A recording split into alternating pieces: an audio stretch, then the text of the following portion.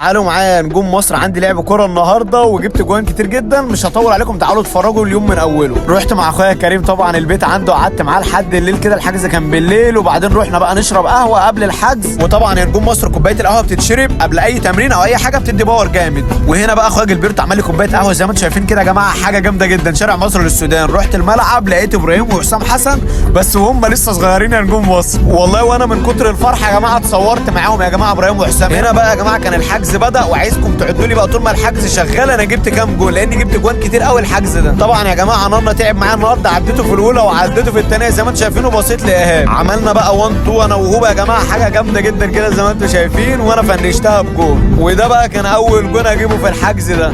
هنا بقى الكره خبطت وادي كده جبت الثانيه يا نجوم مصر. هنا بقى بدلوني نزلت مع الفرقه الثانيه عشان الفرقتين يبقوا زي بعض ونفس التكافؤ. وهنا بقى علمت على حاوي السلام وعديت منه ايهاب. وهنا بقى دي كره هستلمها بظهري